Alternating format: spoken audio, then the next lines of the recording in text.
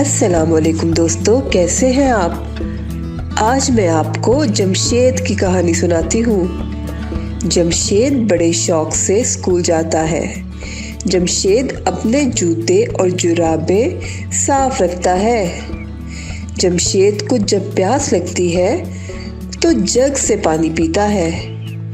जमशेद पानी पीने से पहले बिस्मिल्लाह और पानी पीने के बाद अल्हम्दुलिल्लाह ज़रूर पढ़ता है।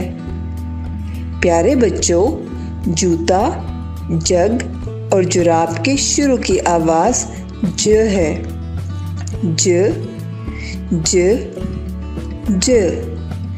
अरे ऐसे बोलो, ज ज ज। मेरे साथ मिलकर बोलो, ज ज ज। आओ कुछ पढ़ते हैं।